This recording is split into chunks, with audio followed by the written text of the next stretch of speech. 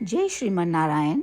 जो टिप्पणी मैं देने जा रही हूँ वह रामानुज दास श्रीमन गट्टू वेणुगोपालन स्वामी द्वारा दी गई है। अध्याय 5 कर्म संन्यास योग, श्लोक 23। शक्नोति हैव यः सोढुं प्राक् शरीर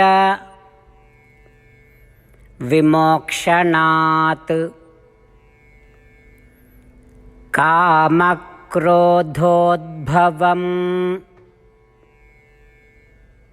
वेगं संयुक्तः स सुखी नरः। ओम। गीताचार्य श्री कृष्ण परमात्मा अर्जुन सहित हम सभी को कर्म संन्यास योग की शिक्षा दे रहे हैं।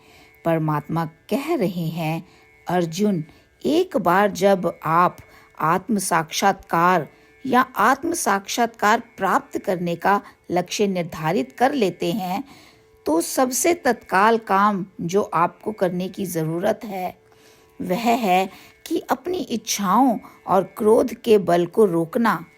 बल का अर्थ है कि मुझे यह चाहिए और मुझे यह ही चाहिए कि तीव्र लालसा, ऐसी तीव्र गंभीर लालसाओं को काफी हद तक कम किया जाना चाहिए।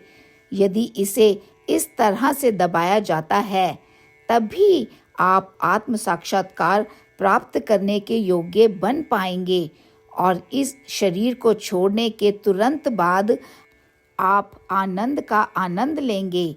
इस प्रकार श्री कृष्ण परमात्मा उस तत्काल कदम पर जोर दे रहे हैं जो हमें इस शरीर में रहते हुए ही उठाना चाहिए।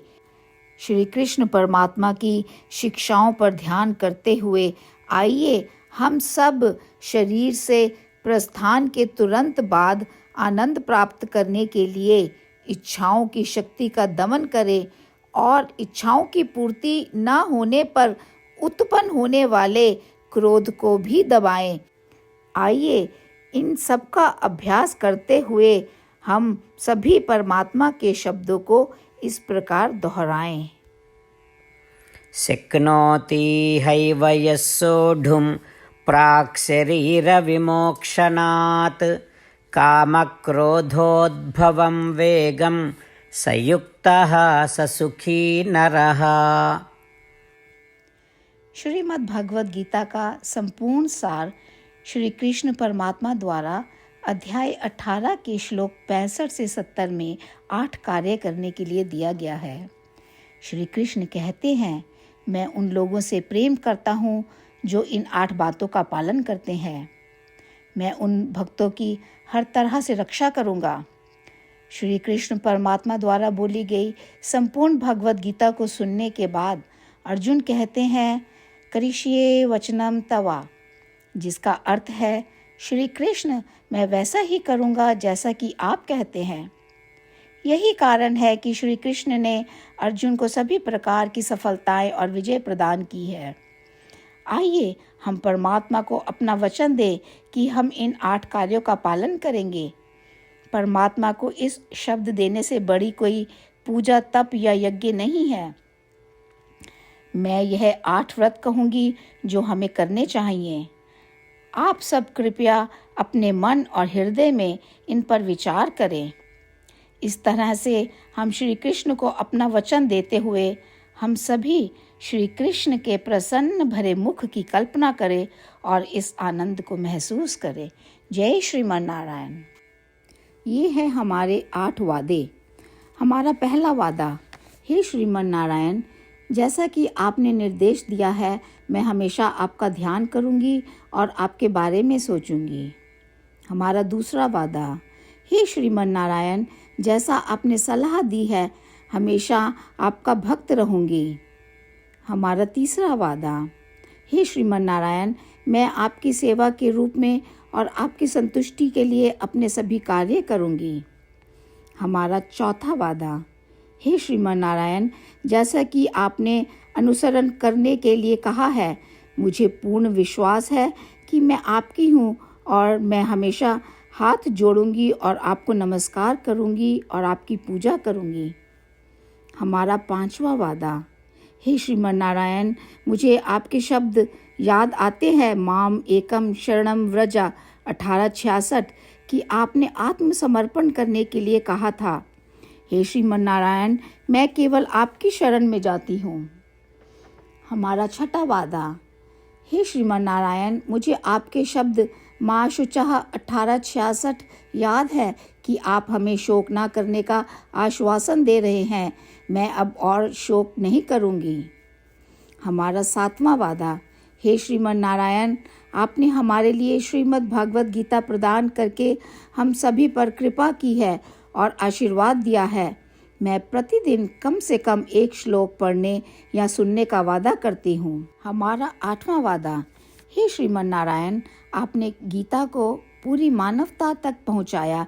मैं गीता में आपके दिव्य शब्दों को उन भक्तों तक पहुँचाने की कोशिश करूँगी जो गीता से अपरिचित हैं। हमने अभी अभी परमात्मा से अपने 8 वादे किए हैं। श्रीमान नारायण को हर दिन यह वचन देना कि हम वही करेंगे जो वे स्वयं कहते हैं, अपने आप में एक महान पूजा है।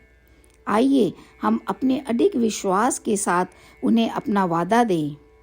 हे श्रीमान नारायण, जैसा आप कहते हैं मैं वैसा ही करूँगी, जैसा आप चाहते हैं मैं वैसा व्यवहार करूँगी और केवल आपके लिए काम करूँगी। श्रीमान नारायण करिष्ये वचनम तवा, जिसका अर्थ है, श्रीमान नारायण, मैं आपके निर्देशों के अनुसार कार्य करूँगी। सर्वम श्री कृष्णा अर्पणमस्तु। जय श्रीमान नारायण। शक्नोति हैव यः सोढुं प्राक् शरीर विमोक्षणात्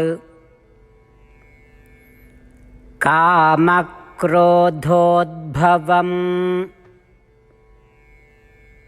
वेगं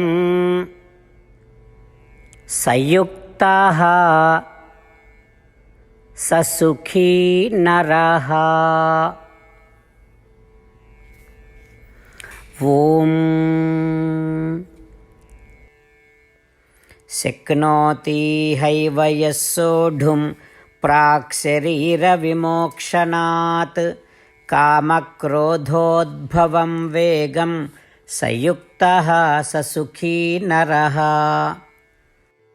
श्रीमन्नारायण करिष्ये वचनं तव। सर्वं श्रीकृष्णार्पणमस्तु।